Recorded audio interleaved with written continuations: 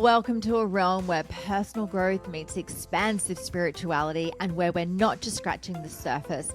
We're diving deep, widening our perspectives, and having a darn good time doing it. This is the Enlightenment Podcast, and I am your host, Jen Hamilton. You'll enjoy an infusion of motivation, empowerment, and inspiration that will resonate in every aspect of your life.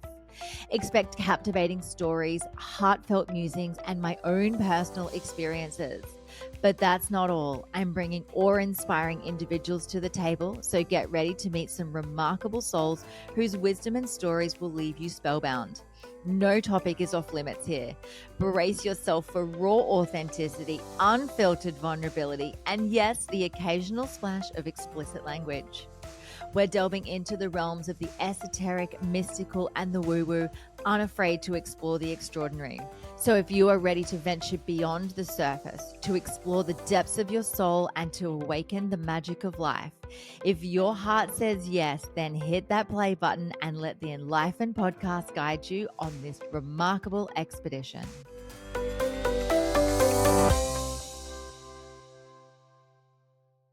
Hello and welcome to another episode of the Enlightenment Podcast. I am your host, Jen, and for today's Soul'o Snippet, I want to share a really cool story about my weekend. So I've got a beautiful friend staying in Brisbane where I live at the moment, and funnily enough, I actually met her through this podcast. You might have heard the episode that we did a few episodes back. So her name is Stephanie Ritz, and when we first connected for our pre-interview, she mentioned that she was coming to Brisbane at the start of the year. And I said to her, that's amazing. She's a digital nomad. She's originally from the States. She's not been to Brisbane before. So I said, look, I'll take you out. I'll show you around.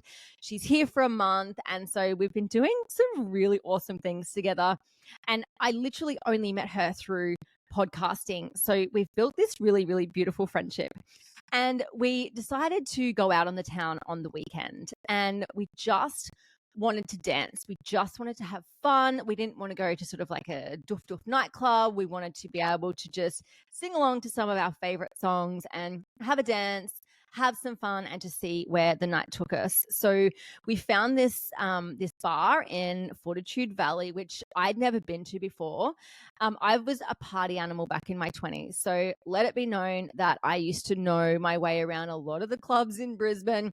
I used to know a lot of people. I used to date a DJ, and so we knew everyone that we needed to know. We never paid cover charge. We never lined up.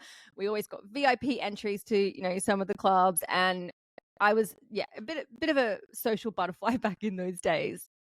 And I don't go out much anymore as far as like clubbing. I'll go to bars occasionally.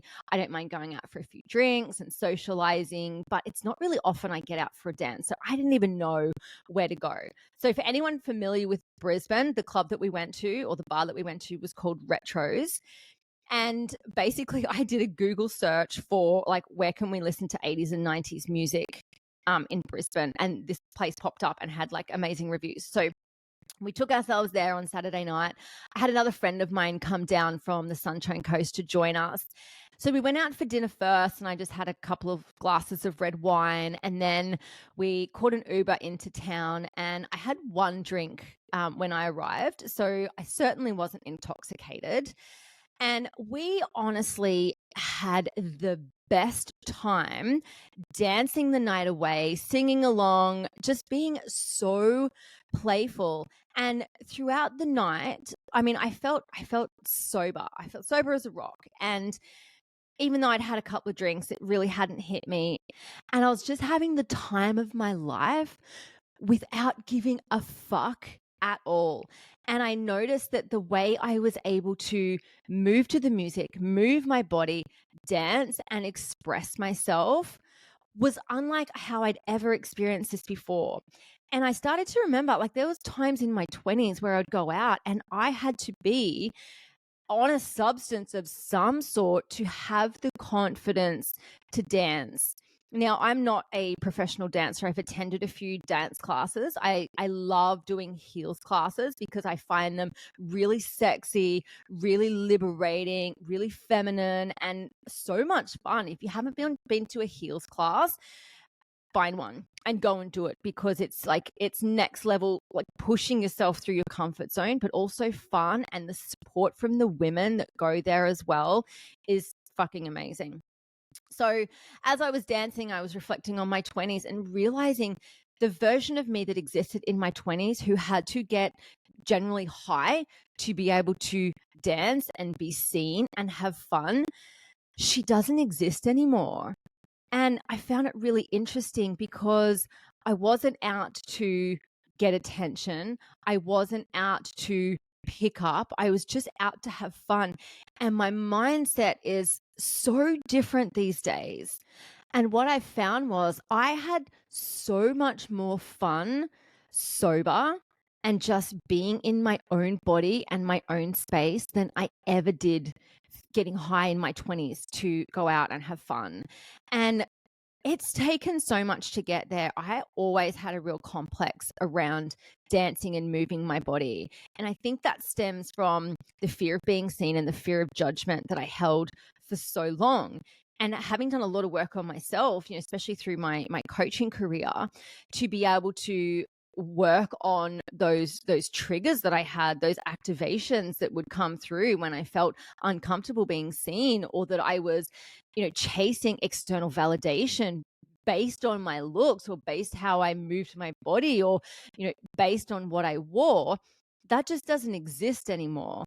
And it's like it's just completely dissolved. And underneath all of that is just this liberated feminine goddess that just wants to move through me, and move through me she did. And it's really funny, because I noticed myself connecting with other people on the dance floor, especially other women. Like, I had a few women come up to me and just start dancing with me and being really playful.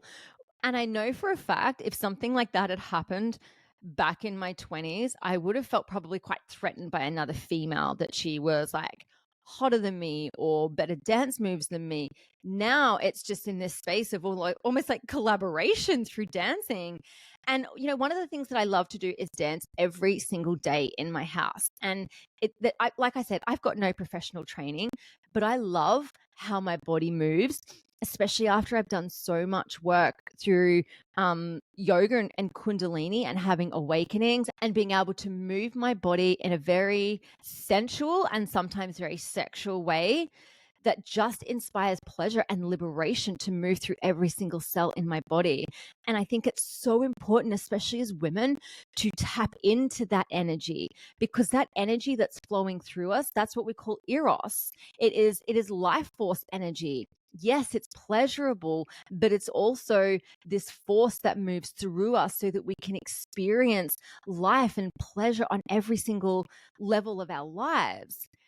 And so my invitation for you as a woman, if you're listening to this, is how connected are you with your own body? Do you feel like you have got the capacity to move your hips and move your body in a way that just flows for you, or do you feel really stuck? Because I understand so deeply that stuckness. I understand what it's like to hold a lot of energy in my hips. As women, that is something that affects a lot of women. If you find that you've got tight hips or tight glutes, it can mean that you're storing trauma in there. And so I even found myself the next morning, like I had a really good stretch, because my legs were very sore after all that dancing. And I found that I really wasn't holding a lot of energy in my hips. There wasn't a lot of pain. And I was like, wow, this is amazing. When I used to, go out, especially in high heels back in the day, like I'd have really sore hips the next day.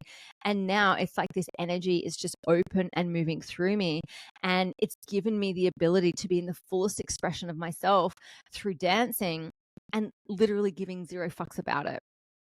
So I would love to extend the invitation for you to pop on some music, pop on a couple of your favorite songs, and just dance. And dance for you. Don't dance for anybody else. You don't have to dance in front of everyone else. Dance for you and just see what happens. And there's the old saying, dance like nobody is watching. I fucking hate that saying, because it actually like indicates that you shouldn't be watched because you're either no good or no one wants to see you doing that. And I actually cannot stand it. It triggers me. I have a banner in my house with like all these like really beautiful quotes on it, and that's on it. And I feel like I just want to scribble it out and be like, no, dance as if everybody is watching and you just don't give a shit. And if you get the opportunity to, go out to a club and dance.